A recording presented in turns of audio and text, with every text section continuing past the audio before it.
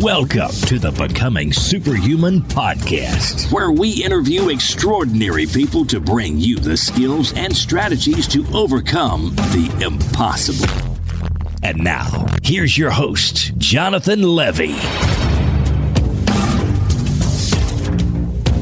This episode is brought to you by Organifi. You guys, one of the only things that every nutritional expert that we've had on the show seems to actually agree on is that we all need to eat more vegetables, eat more greens, eat organic, cut out all the processed junk.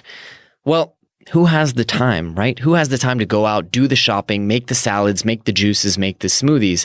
And that's what I love so much about Organifi. Their product is an all-organic green juice. It has all of the nutrients that you need. It tastes absolutely amazing, and it's made by wonderful people who I consider to be personal friends. And as listeners of this show, you guys can actually save 20% on your first order. And all you have to do is go to Organifi.com. That's Organifi.com and use the coupon code SuperHuman at checkout. This episode is brought to you by Become a Super Learner, the Masterclass. You guys, if you have ever wanted to learn things faster, to read faster and waste less time reading boring textbooks, if you've ever wanted to have near perfect memory for names, numbers, anything you want to learn, and expand your mind and retain information in a way that you never thought possible, well, then the Become a Super Learner Masterclass is exactly what you've been looking for. It's a 10-week program developed by myself and my mentors alongside some of the world's best memory experts and world record holding memory champions. It'll take you from zero to super learning hero in just a matter of 10 weeks in about 30 minutes a day or less. Now, you can go ahead and sign up for a free trial with no credit card required. All you have to do is go to jle.vi/learn. And if you choose to pick up the full course, you will also get an incredible discount for listeners of this podcast only. So please make sure to check it out and support the show. And on to today's episode. Greetings, super friends, and welcome to this week's episode. You guys, before we get started, I've got to read you guys a review from Brandon S. Fong of the US of A, who says there needs to be a 6-star. Brandon says in his review that he's a self-proclaimed podcast freak. He listens to 56 different shows, and yet this one, Tim Ferriss's and Noah Kagan's, are in his top 3. Absolutely amazing compliment. He goes on to say that he really loved the Noah Kagan, David Heinemeier Hansen, and Daniel Harrell episodes, and that even if guests appear on other shows, they're always their best and most interesting on our show. Thank you, Brandon. That's an amazing, amazing review, and we really, really appreciate it. You can tell I get all excited about these reviews. On to today's episode, you guys. Today we are joined by Akshay Nanavati. He is an author, public speaker, and just all around really impressive guy. He has overcome drug addiction, PTSD from fighting in Iraq with the Marines, and alcoholism that pushed him to the brink of suicide. And he's explored some of the most hostile environments on the planet. And he has come up with a methodology. It is the same methodology that shares the title with his book, FearVana, which the Dalai Lama himself said inspires us to look beyond our own agonizing experiences and find the positive side of our lives. Akshay and I had a really incredible conversation. He's also very much interested in neuroscience and the science of memory and learning. And so we attack it from that angle. We start talking about fear and how we can break the patterns of fear, but more importantly, how we can use fear and how fear can be a good thing in our lives to create improvement and push us forward. It's a very unique and interesting perspective. And I think you're going to learn a lot, not just about fear, not just about tenacity, bravery, but also about habits, about learning, about the brain, about neuroscience, and just about how to structure your life in a very, very deliberate way and how to turn things around if maybe you're someone who's really suffering or has hit a rough patch. So I'm very excited to present the episode to you guys. So without any further ado, Mr. Akshay Nanavati.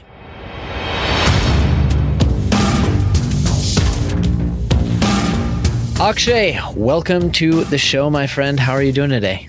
Doing very well, and thank you for having me. A pleasure, man. A pleasure. I'm excited to get into a little bit about your story. It's not every day that I read a book endorsement from the Dalai Lama. That was pretty interesting. I was like, whoa, that's not your average back of the cover endorsement. That was a blessing for sure to receive that. How did that happen? So some healthy persistence. It was a pure cold pitch. I didn't have sort of a contact there or anything. I reached out to the office there and just like the email on the website, and that kind of got me nowhere. So I did a bunch of research and I found one point of contact in the monastery, and he connected me to 3 people. But the really effective strategy that worked wonders was shooting a personal video for His Holiness. Oh, wow. Just shot a video saying, here are my struggles. Here's what I went through. Here's what led me to this concept of FearVana. And here's the impact we want to make with it and the larger vision behind it.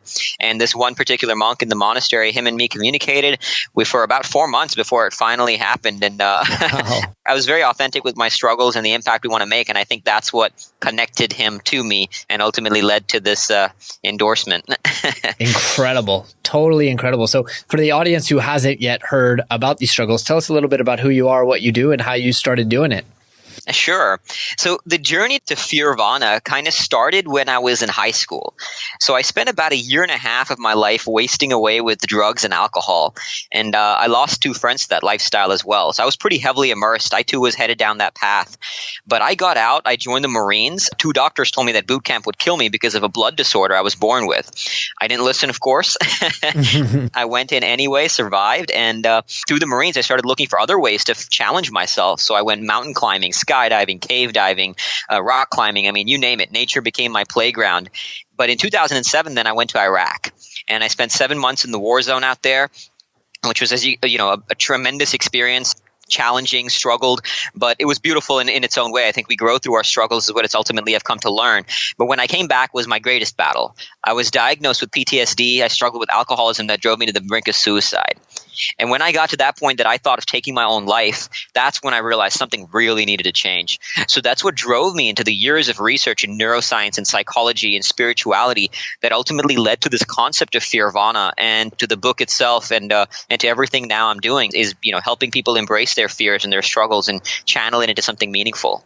So talk to me a little bit about the whole fear thing, because did you have fear before PTSD? Was that kind of the origin of the problem from the beginning, or where did fear come in? When I was a child, I used to be scared of Ferris wheels, Jonathan. I was scared of everything, So I sort of slowly worked my way up the fear ladder to the point that I used to go rock climbing without rope at all and go free soloing. So it was a slow progression. But fear was so important because, a neuroscientist from the NYU Center of Fear and Anxiety calls fear the most primal emotion. Because anytime we do something new, our brain is asking ourselves, is this thing going to kill me or not? Evolutionary speaking, that's the number one concern of the brain. So fear is this huge emotion that stops people from taking action and do something new to ultimately get something new, to have something new, and to be someone new. So that's what had me engage my own fears and ultimately led to this concept to help others engage theirs, because I still feel fear. I mean, I felt fear writing the book. I was terrified the whole process of writing the book.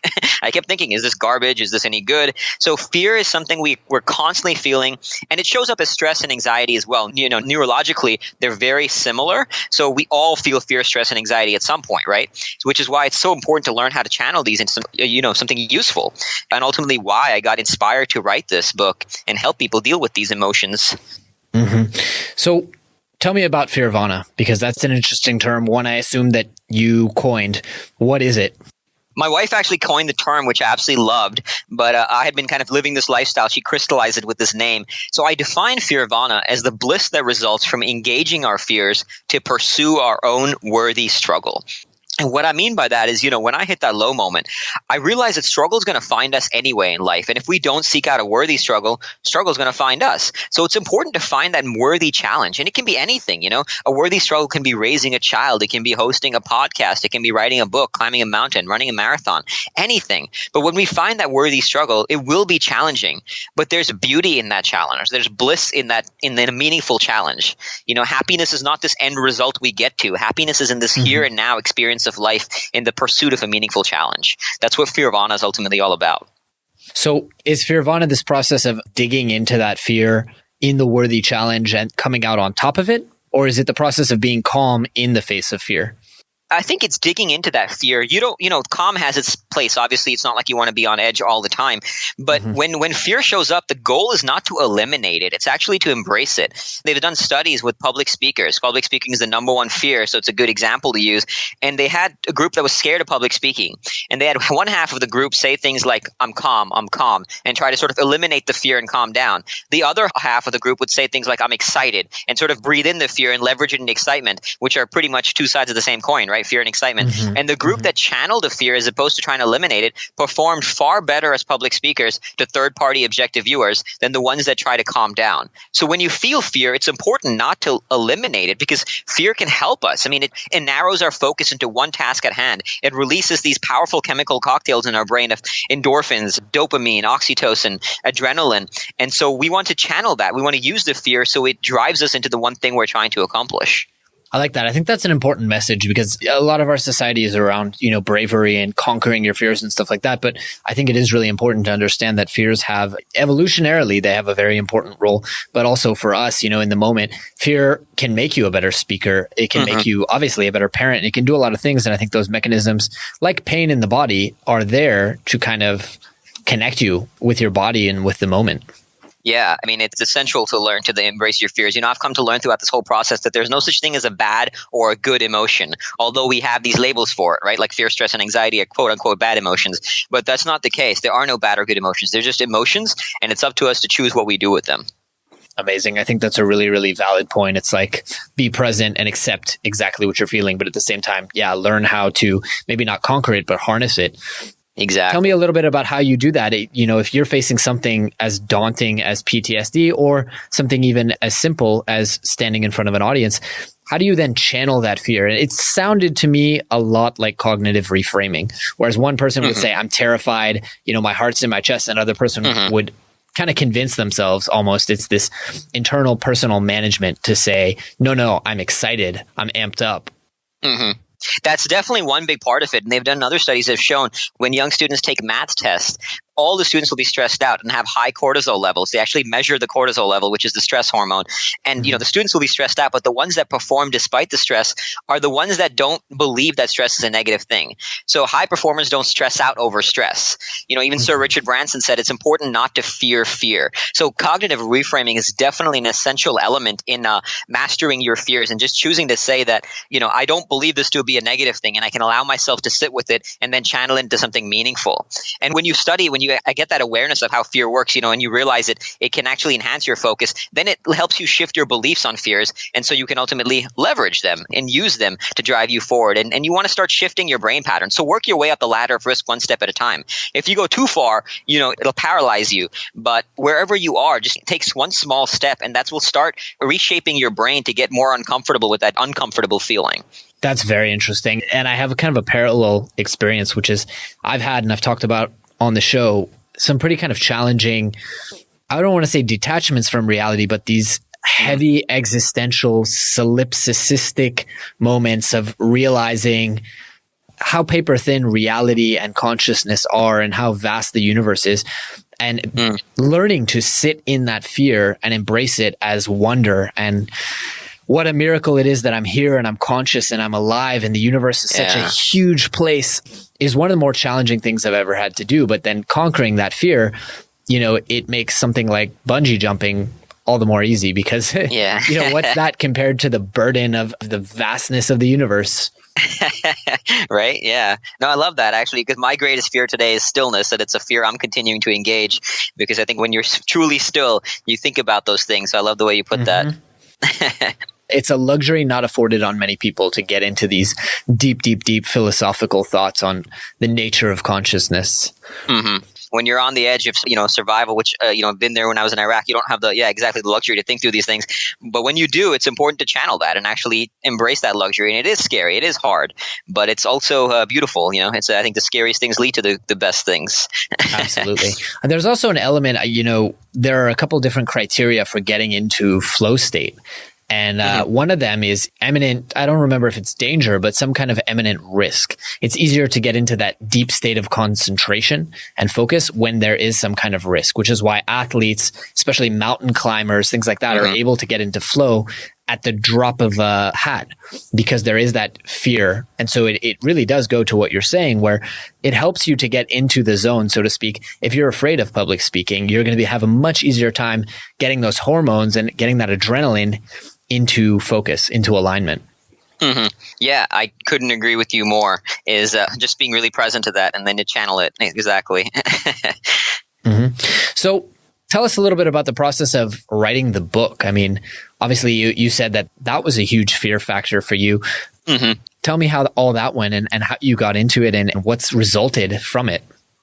So it took me about 3 years. Part of it was the research in the neuroscience and psychology. I wanted to make sure every point is proven and it's not just something I kind of came up with on my own. So a great way to do this, and this kind of translates to learning, which I know you talk a lot about, is looking at how I'm wrong.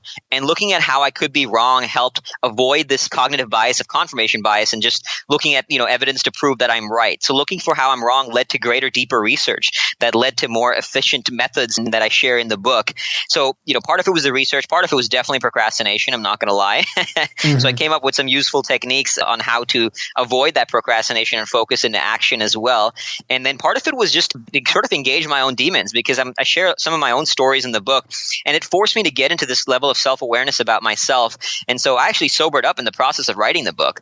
So it was brutal, but it was beautiful in that sense, and I must have trashed about 100,000 words worth of work to get to where it is now. But now I can truly say it's something I'm proud of, because when you have that fear can propel you to prepare better. So when you say, okay, I am scared, then you can say, okay, well, why am I scared? What's causing that fear? And then I can prepare for it, so I can engage with, I learned from better writers like Jack Canfield from The Chicken Soup of the Soul, mm-hmm. Tim Ferriss, learning from these writers to say, okay, how can I write something more meaningful? But it's important to step outside that fear and say that fear is a good thing because it can help me create something more meaningful. Absolutely. And that's what ultimately led to something that now I can truly, humbly say that I am proud of this book at the end result of it. Yeah. Amazing. So, okay, you talked a little bit about learning. You also mentioned kind of the neuroscience behind this. And as you know, that's my bread and butter. That's what I'm most interested in. So tell me about that. I mean, like the neuroscience of fear, learning to overcome fear. I understand that that's really, you came at this from a very neurological perspective, not mm-hmm. this kind mm-hmm. of life coachy, let's get amped up kind of soft skills thing. So tell me about the hard skills side of it. Sure. So the most important skill I came to learn in this sort of the neuroscience of fear is I have this section in the book called The Myth of Free Will. So we all like to think we're operating, from a place of complete free will. But neuroscience has shown that we don't actually control what first shows up in our brain.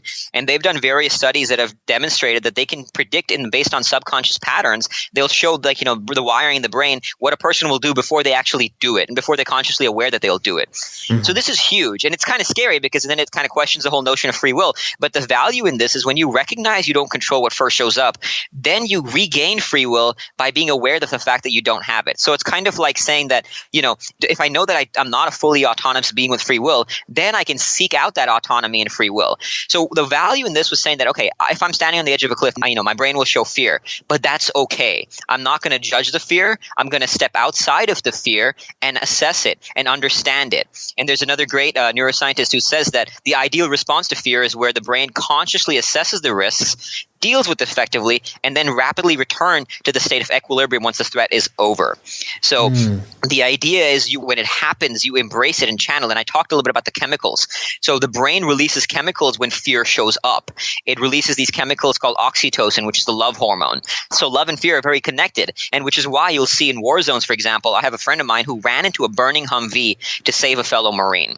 And he'll openly say he was terrified during that experience. So in this case, the fear allowed him to run into the Humvee. If reason and rationality came in the way, it would pause him. I mean, it takes energy. It's slow to be thinking, right? It's cognitive energy is slow and it's tiring. So you want fear to work for you, and it channels your focus. That adrenaline comes in, and it allows you to then ultimately run into those burning Humvees, metaphorically and in this case, literally. And one of the most important things that I found too was fear releases this chemical called anandamide, which comes from the Sanskrit word called Anand. And Anand is literally bliss. So fear is bliss, right? Hence FearVana, and Nirvana is bliss. So looking at it from that perspective, that we don't control the brain, but when we choose to channel it, it changes our biology simply by the belief that we have about fear. It literally changes the neurochemicals and the biology in the brain. Wow. Now, here's the big question for me, because one of the big realizations for me in my work, and also just in the peripheries of meditation and exercise and things like that, is about neuroplasticity. And that if you use memory techniques, your brain will actually change. If you meditate, your brain will actually change. And I'm not talking about behavior. I'm talking about structure, about chemical composition. Do we see that? Does it become easier over time? If you are a soldier in Iraq for years at a time, does it become easier, or is it always going to be, that same process? It's not that the fear goes away. It becomes easier to manage the fear and to handle it. I love the science of neuroplasticity as well. So looking at this, I'll give you an example. I worked with this one client who had severe anxiety every time he sat on the computer to write. And he used to retreat and ultimately go watch TV because that's cognitively much easier, right? So now what happened is when he worked with so many therapists, they all tried to help him get rid of the anxiety. When we started working together, I told him our goal is not to get rid of the anxiety because you don't control it anymore. Your brain has created a pattern that computer equals anxiety, and that equals watching TV. So we had to work with neuroplasticity to change it. And so the first principle of neuroplasticity is Hebb's law. And this states that neurons that fire together wire together. Obviously, you're very familiar. Yeah. One of my favorites. Yeah, I love it. So we had to say, okay, these neurons are firing together now. A computer equals anxiety equals TV. So stepping outside of that. So the first thing we did was labeling the emotion. And when you label an emotion, it's actually shown that it reduces activity in the emotional parts of your brain and increases activity in the rational parts of your brain. So then you can step outside of the impact of the emotion. And then acknowledging that this is not me, this is my brain. So we often define ourselves by our emotions, right? When people are labeled as depressed, they say, I am depressed. I'm a person who has depression. As opposed to saying something like, my brain goes through a state of depression from time to time, but I am not my brain and my brain is not me. And not that anybody would talk like that, of course, but but you get the point. So, leveraging Hebb's law. And the second part is the quantum Zeno effect. The quantum Zeno effect states that when you pay attention to something, the more attention you pay to that one thing, that allows Hebb's law to work. So if I focus it on one thing, that starts to rewire the brain. So what we ultimately did with this client is just sitting on the computer for 2 minutes. Once you label the emotion, once you step out of your brain and say, this is not me, you focus your brain on your computer for 2 minutes. And that's the quantum Zeno effect. Now you're paying attention to the stimulus that elaborately encodes the information and ultimately allows Hebb's law to start working. So slowly in time, you're literally rewiring the physical structure of your brain. I love that. Wow. So interesting. And I mean, I guess that's how people over time, that's what bravery is, right? Is rewiring and getting to a point where you control and harness that. I've heard a lot of people say, I've heard people who are experts in public speaking say, I've heard people who are soldiers, warriors say the fear is always there, exactly like you said. But I guess over time, it's rewiring that pattern. And, stress inoculation is a great way. Like when we train the Marines and cops train like this, is just slowly inoculating yourself into that stress pattern. As I said, I was terrified of everything, so slowly building that comfortable level with fear allows your brain to build these new patterns that says, okay, when discomfort happens, it's not this thing that'll paralyze me. It's this thing that'll channel me into action. And again, it just becomes a physical structure in the brain. And a great way to do this is tap into emotions, because the way memory works is a memory gets encoded further and harder into the brain if there's a strong emotional attachment to it. So anytime I'm driving to focus on something, I always have strong emotions that I attach to these actions so I can enhance the process. So emotion plus attention equals memory. So always focus on that. Attention is that quantum Zeno effect, and emotions allow the memory to be implanted into your brain. So then you can channel that into the learning process. That is absolutely right. Everything you said. I mean, we always talk about highly relevant emotional markers, visualization, and that's exactly what it is. I didn't know the term quantum Zeno effect. So that's something new for me. I need to research and maybe add into some of our courses. It's very cool. The book I learned it from was, I think it was Buddha's Brain by Dr. Rick Hansen, The Neuroscience of Love, Happiness, and Wisdom. Very, very cool book. Definitely will be checking that out. I really like that.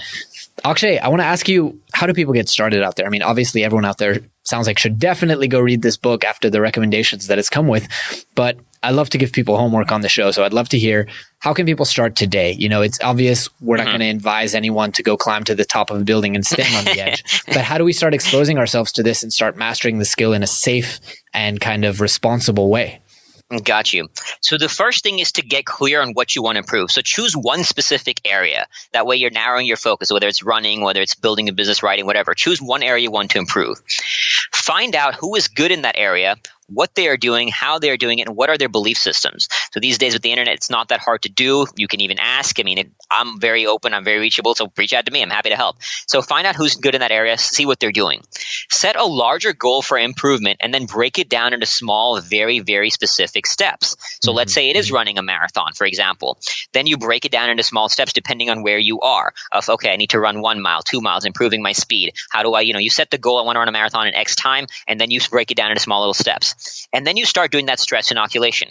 So the training must be outside your comfort zone because that'll demand intense focus and it'll channel your focus into this uncomfortable feeling. But you don't want it to be too far outside your comfort zone or you'll paralyze yourself. And this is simply a matter of practice. There's no sort of one right way. It just depends on where you are currently.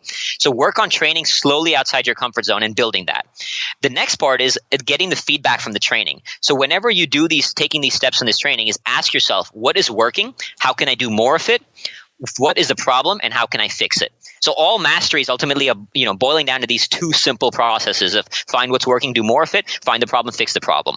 And as you do that, you will start building these mental patterns and these mental maps. So whenever you're finding problems, for example, you attach something you're comfortable with in the past to this new thing you're doing. And I'll give you an example of how I do this. So when I was writing, it was a challenge for me. So what I did was I replicated structures and things that I know I've been successful with, like in the Marines and when I skied across Greenland, for example.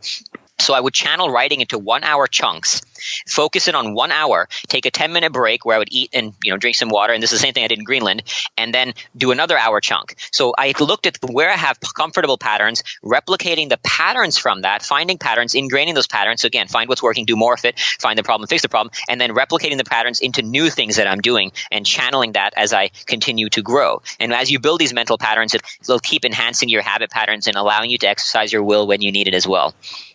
Wow. You can definitely see the influence of the neuroscience here, almost like you're training a machine, if you will. If you think about the way that people do artificial intelligence, I can tell that you're literally hijacking existing neurological pathways. You're like, hey, let me just sneak this little bit of medicine in with the stuff that's already working. And it's exactly that. And I always talk about, when people use memory techniques, it's exactly the same thing. Hebb's law is really just hijacking existing neural networks to sneak in the medicine with the candy.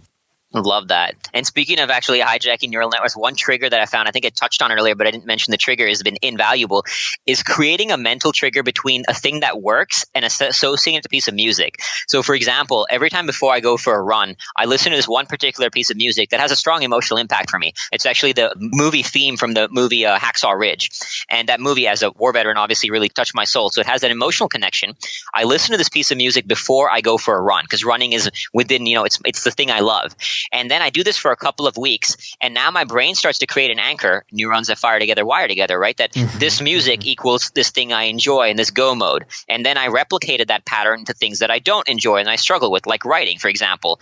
I've learned to enjoy it. Passion develops through struggle. But that's what I did, and this technique has been invaluable. So whatever you want to learn, find something you enjoy, attach a piece of music to it, especially more valuable if that music has emotional connection for you, and then do this over, maybe a week, 2 weeks, and then listen to that same piece of music before you're doing the thing that you're struggling with. And your brain will create this anchor that translates just amazingly into productivity and into really enjoying these things that you're struggling with.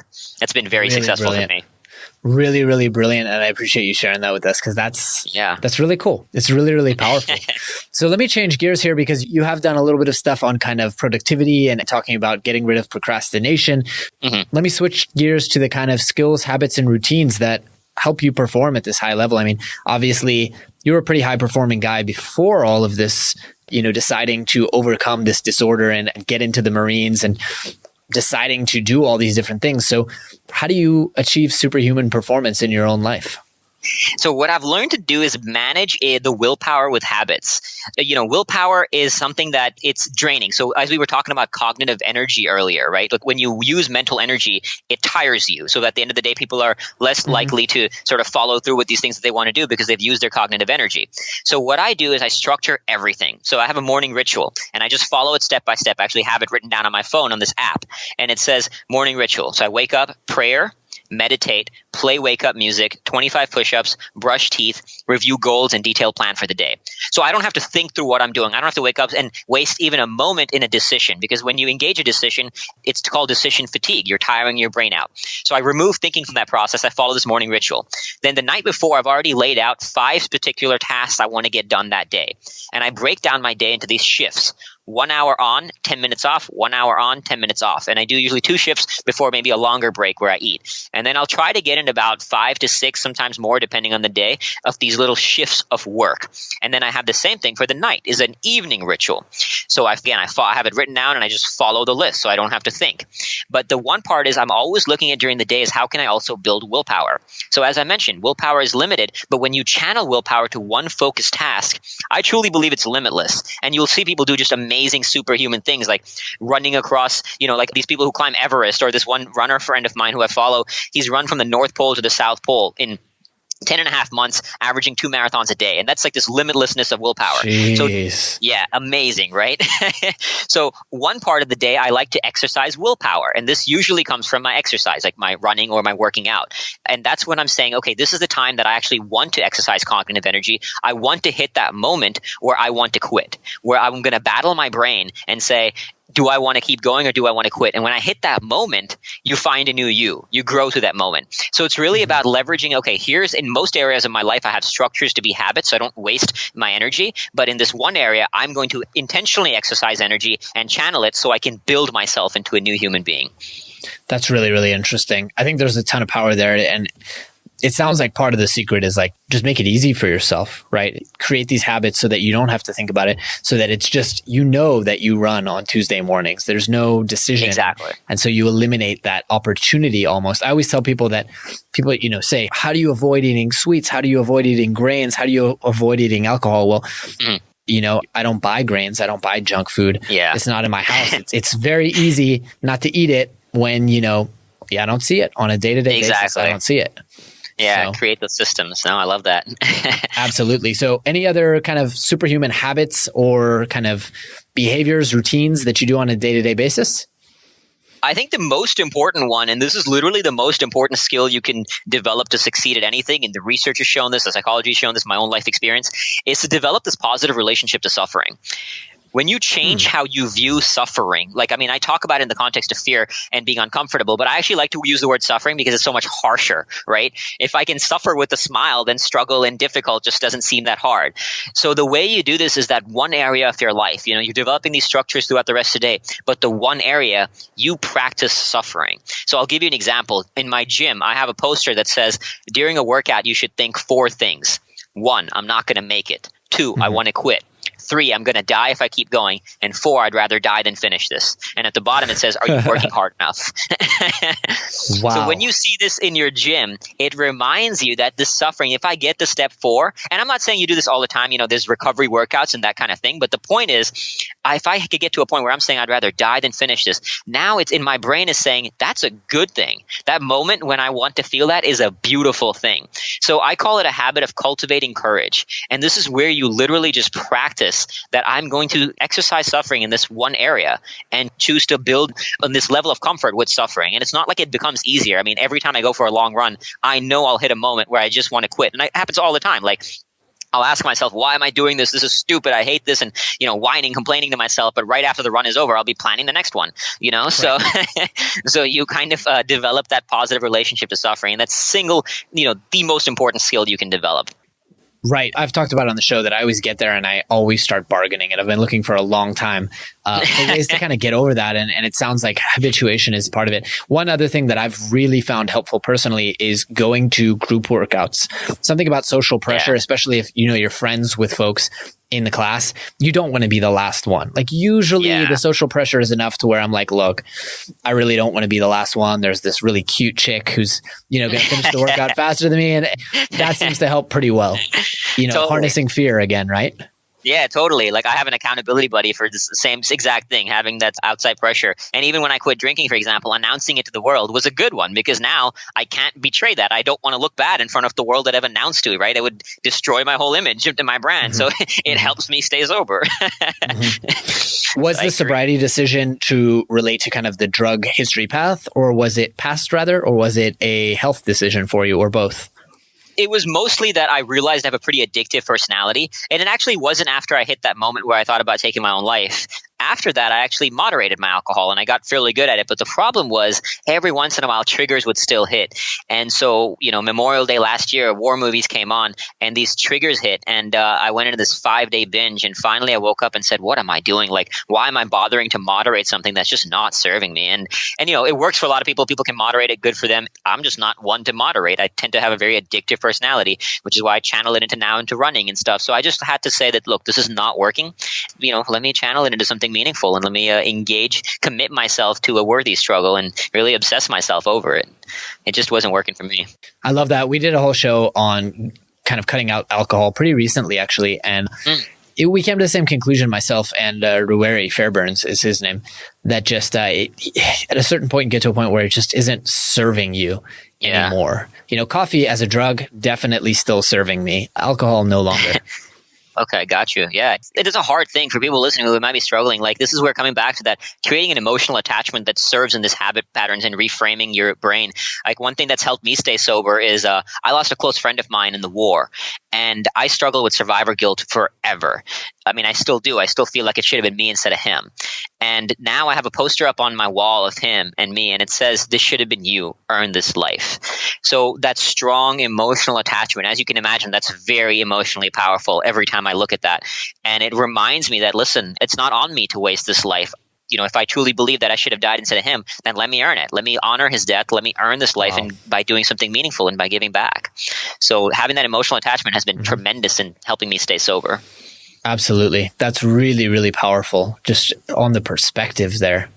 I mean, it's sometimes a harsh thing, right? It sounds very intense, and it is, but but the stronger the emotions, the more powerful they'll be in creating behavior change.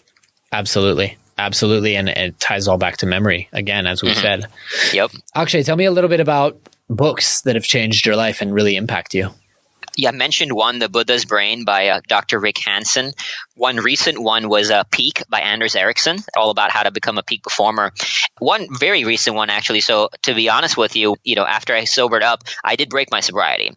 And I had a lot of personal challenges come in the way, just family on the edge of addiction, family suicidal. And I'm not going to blame anybody. Ultimately, I take responsibility for my actions. But the stress of that combined with professional work broke. And again, so you're looking at find the problem, fix the problem. So when I broke, I said, okay, something's missing. And that drove me to this book, When Bad Things Happen to Good People. Have you read that one? I have not. So this kind of delves outside this neuroscience stuff. So as you know, I mean, I'm very much into science and pragmatism and, researching the neuroscience and psychology, but this is all about faith. And when I broke my sobriety and I drove to this book, I found faith, and I realized that willpower and learning the science I've always been good with willpower. Like if I decided something, I'll fight my way through it and I'll just grind it out. But when I combine faith with will, it has been transformational. Since then, I've stayed sober, of course, but faith in whatever you want to call it. And, if you believe in God, the universe, the oneness of humanity, whatever faith is, but faith in something, that there's something within us that can tap into something greater. And this goes beyond science. And I myself would not have had this conversation probably 3 months ago, but, or maybe, when it was a few months ago. But I found that book that's really helped me in the most recent stage of my own personal evolution was When Bad Things Happen to Good People, and tapping into faith and combining that with will and science as well. Wow. So this is a question I almost never ask, but describe, if you're comfortable, feel free to say no. Absolutely. Describe to us what your faith entails. So for me, I don't, and just very frankly, I don't believe in a higher power of God like this. There's this being sitting there watching over us. I think God is the divinity of man expressed through the things we do. So God is, the heroism of man. It's a human being jumping on a grenade to save his fellow human beings. It's a single mother, working long hours to take care of her child. God is humanity coming together when they're struggling. It's people coming together after a war zone to rebuild. That's the expression of God, in my opinion. And in the book, When Bad Things Happen to Good People, he says something something beautiful. He says, to me, the surest, and I might be destroying the quote a little bit, but it's essentially what he says is that the surest reality that exists, that there is a God and not just something religious leaders made up, is that when people pray for strength, hope, and courage, they find a level of strength, hope, and courage they did not have before praying for it. So it's not about praying to God to give us things and to bargain with God, but to praying to God to tap into our own inner resources. And when we do that, I myself have found that recently since I've explored my own faith. It was when I say I want to pray to find these inner resources, it allows me to experience them in a most beautiful way. And the movie Hacksaw Ridge, which I talked about earlier, has also been tremendous in my own expression of faith. Have you seen the movie, by the way, Jonathan? I haven't, but very, very, very powerful. It's a true story, again, about this Medal of Honor recipient. He single-handedly saved 75 people, lowering them off a cliff. And after every person, he says, please, God, help me save one more. And it's a true story. I've watched the documentary. This guy, he's a truly incredible human being. And, he doesn't say, please, God, save one more. He says, please, God, help me save one more. And what he did was truly impossible. I mean, in the Marines in training, I've had to drag one body, like one human being, and it's brutal. It's exhausting to save 75 people. Some of them, that is, dragging them as far as a football field and doing it in the middle of a war zone. He was a skinny guy. It's literally impossible. But that's when I think you tap into faith. And going back to what I was saying earlier about the limitlessness of willpower, like when you combine faith with this, innate just will and drive, you can achieve the impossible. And that's superhuman, right? Absolutely. Wow. Really, really intense stuff. Every day you spend in this intensity, how do you come down from, when this is your day to day, this intensity, this like passion, this energy, you must have a killer wind down routine. Absolutely. I do find you have to balance it because it definitely can get too much. So I love watching. So for example, as I mentioned, having lists of things you follow so you don't think, right? So I actually have a list of actions here called work break activities and recovery activities. So one of them could be like watching comedy shows. Like I love Seinfeld and South Park. I love comedy skits. So I love like Louis C.K. and Bill Burr. So watching things to kind of make you laugh. And that's why I think movies and music or watching, is a great way to practice exercising an emotion you want to exercise when you need it. So I actually watch scenes from Hacksaw Ridge when I need it to get me into a very compelling emotional state. And it tears me up often and it's very intense, but it drives me in action. But other times I'll watch these comedy skits to laugh and to, listen to fun music. Like I have a lot of fun music that I listen to that'll kind of get me into a happy state, And then I also have music that'll get me into an intense state. So figuring out your triggers and then leveraging it and saying, okay, I want to consciously practice this emotion because this is when I need it. Having those has been huge for me. That's really interesting because a lot of times they say that what defines like a really good athlete is not the ability to just full out slog and do work, but rather the variability, the ability to like in one moment be picking up and throwing a heavy object and in the next moment go into endurance. And then the moment after that, go into something that involves a lot of dexterity, being able to like very quickly dance through a rope or something like that. And it sounds like in a way, this is very metaphorical to emotional dexterity, being able to go from crying your eyes out to lightening up and being in the moment when it's appropriate.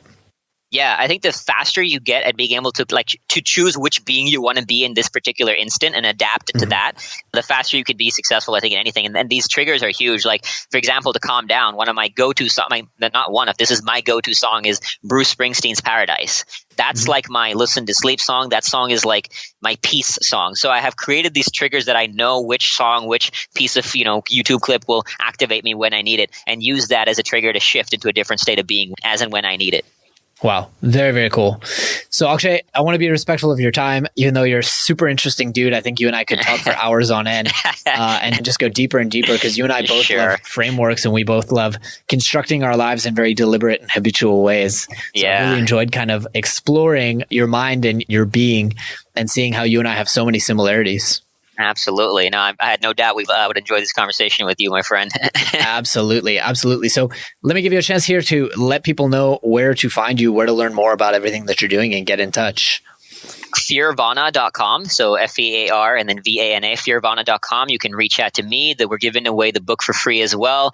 I definitely intend to be one of those authors that's very reachable. So please, and I genuinely mean it, anybody listening, reach out to me. If anything you're struggling that maybe I can help with, I'm very accessible. My contact information is on there as well. And I'm always here to support anything I can do. Awesome. Totally awesome. Really appreciate it. Akshay, I want to ask you one last question before we wrap up, which is if people are only able to remember one thing that they can take away and they carry that thing for the rest of their lives, what would you hope for that one message to be? the single thing is learn to smile through suffering. Develop that positive relationship. I cannot stress how important that is. I just yesterday worked with a client who's saying, I just want easy.